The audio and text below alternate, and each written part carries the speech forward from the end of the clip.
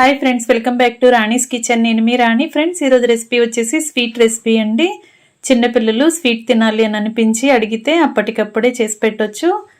Mysore Pak recipe ఇంట్లోనే ఈజీగా టేస్టీగా చేసుకోవచ్చండి.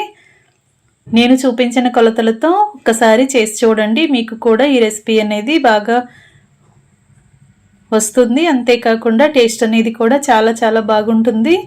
ఆ ప్రాసెస్ అంతా చూద్దాం. వీడియోని ఫస్ట్ నుంచి లాస్ట్ వరకు స్కిప్ చేయకుండా చూడండి. ఛానల్ని ఫస్ట్ టైం వాచ్ చేస్తున్న వారు సబ్స్క్రైబ్ చేసుకుని పక్కనే ఉన్న బెల్ బటన్ని క్లిక్ చేయండి. నేను రెసిపీ పోస్ట్ చేసిన వెంటనే కూడా మీ ఫోన్కి నోటిఫికేషన్ వస్తుంది. ఓపెన్ చేసి చూసి మీరు కూడా ట్రై చేసి మీకు ఎలా వచ్చిందో నాతో కమెంట్ సెక్షన్లో షేర్ చేసుకోండి. సింపుల్ ప్రాసెస్తో టేస్టీ రెసిపీస్ని చూపిస్తాను. అన్నీ కూడా ఇంట్లో ఉన్న ఇంగ్రీడియంట్స్తో ఈజీగా చేసుకునే ప్రాసెస్తో చూపిస్తాను. మీ అందరికీ కూడా రెసిపీస్ అనేవి బాగా నచ్చుతాయి, ఇంట్లో అందరికీ కూడా నచ్చేలా ఉంటాయి. వీడియోని ఫస్ట్ నుంచి లాస్ట్ వరకు చూడండి. మధ్య మధ్యలో స్కిప్ చేస్తూ చూసినట్లయితే ప్రాసెస్ అంతా కూడా అర్థం కాదండి. ఇంకా ప్రాసెస్ స్టార్ట్ చేద్దాం. ముందుగా ఒక మిక్సింగ్ బౌల్ తీసుకుని దానిలోకి జల్లెడ పెట్టుకోండి. ఇప్పుడు 1 కప్పు నిండా శనగపిండిని తీసుకుని జల్లెడలో వేసుకుని బాగా జల్లించండి. శనగపిండి అనేది ఎక్కడ ఉండలు లేకుండా ఇలా పొడి పొడిలాడుతున్నట్లుగా రావాలి. ఈ విధంగా బాగా జల్లించి తీసుకోండి.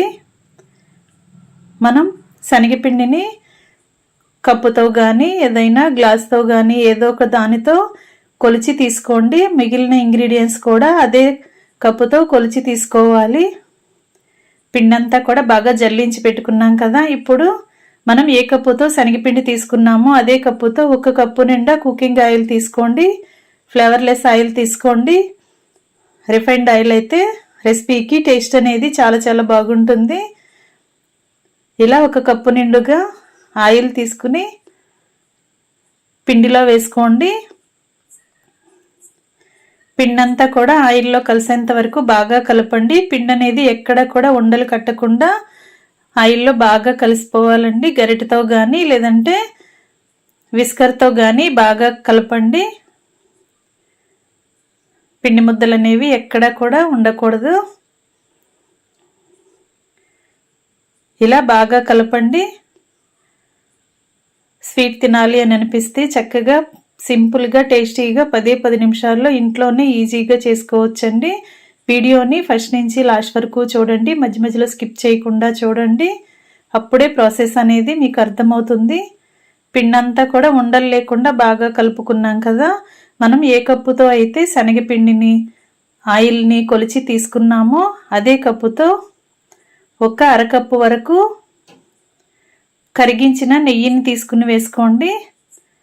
అచ్చంగా ఆయిల్తో అయినా చేసుకోవచ్చండి, కానీ మనం ఇంట్లో చేస్తున్నాం కదా, టేస్ట్ అనేది మరింత ఎక్కువగా రావటం కోసం అరకప్పు ఆయిల్కి బదులుగా నెయ్యి వేస్తున్నాను.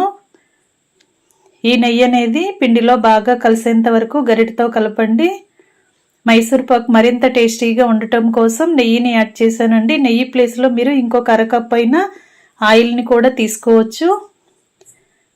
మీరు ఏ బౌల్తో పిండి కొలుచుకుంటే అదే బౌల్తో 1 కప్పు పిండికి 1.5 కప్పుల వరకు ఆయిల్ తీసుకోవాలి. ఈ ఆయిల్ అంతా కూడా పిండిలో బాగా కలిసేంత వరకు కలిపి పక్కన పెట్టుకోండి.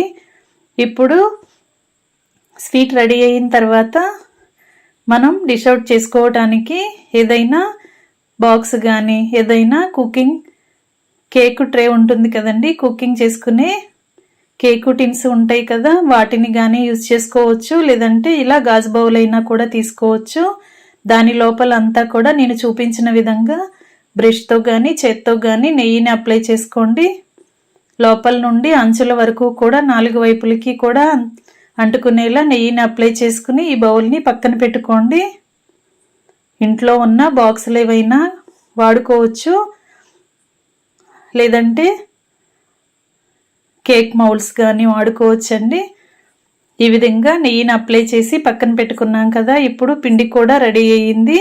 ఇంకా కుకింగ్ స్టార్ట్ చేద్దాం. స్టవ్ ఆన్ చేసి కళాయి పెట్టుకుని 1.5 కప్పుల వరకు పంచదారను వేసుకోండి. 1 కప్పు శనగపిండికి 1.5 కప్పుల వరకు పంచదార తీసుకుంటే స్వీట్కి టేస్ట్ అనేది బాగా వస్తుంది.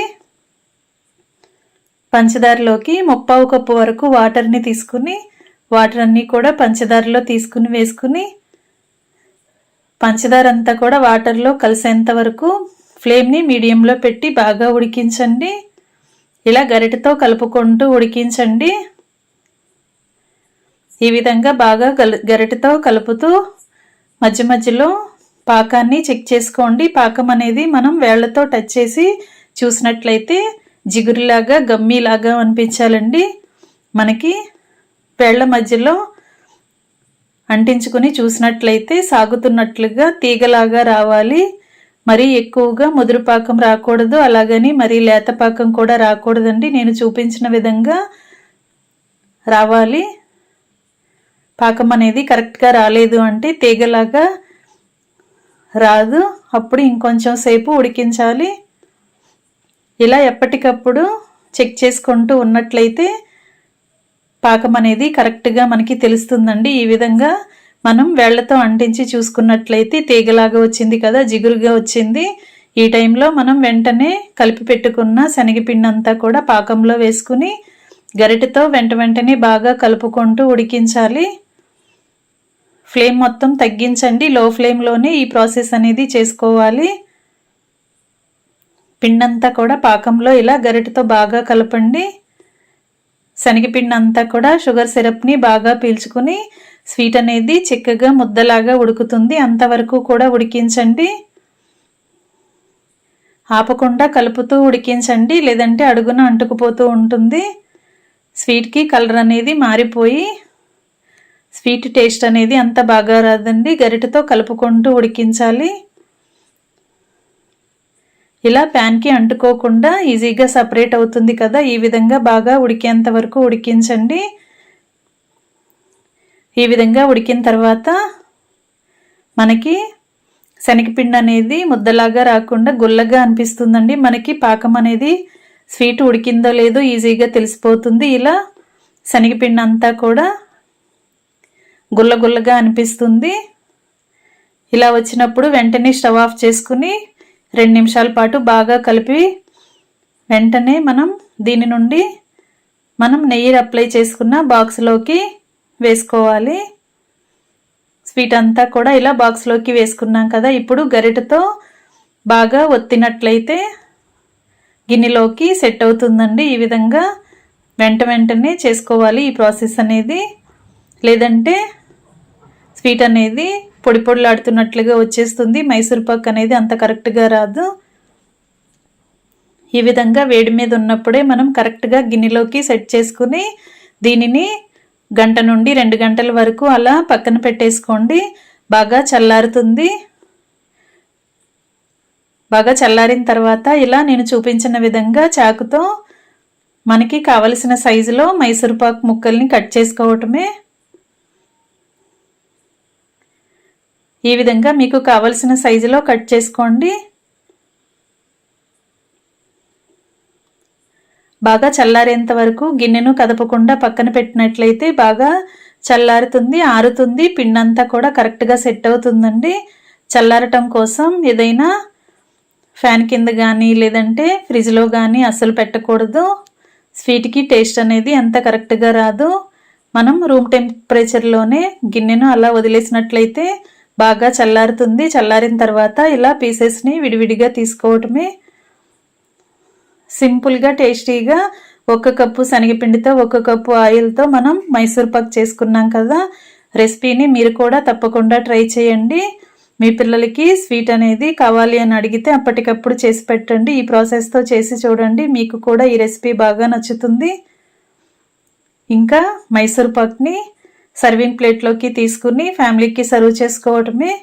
రెసిపీ నచ్చినట్లయితే వీడియోకి లైక్ చేసి ఛానల్ని సబ్స్క్రైబ్ చేసుకుని పక్కనే ఉన్న బెల్ సింబల్ని క్లిక్ చేయండి. నేను రెసిపీ పోస్ట్ చేసిన వెంటనే మీ ఫోన్కి నోటిఫికేషన్ వస్తుంది. ఓపెన్ చేసి చూసి మీరు కూడా నచ్చిన రెసిపీస్ని ట్రై చేయండి.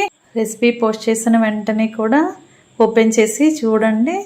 రెసిపీని మీరు కూడా ట్రై చేయండి. మీకు కూడా ఈ రెసిపీ బాగా నచ్చుతుంది. ఇంట్లో అందరికీ కూడా నచ్చేలా ఉంటుందండి. స్వీట్ పిల్లలు అడిగినప్పుడు షాప్ నుంచి తెచ్చి పెట్టే కన్నా ఇంట్లోనే ఈజీగా మనం టేస్టీగా చేసి పెట్టొచ్చు. చాలా చాలా ఇష్టంగా తింటారు. చిన్నపిల్లలే కాదండి, పెద్దవారు కూడా చాలా చాలా ఇష్టంగా తినొచ్చు.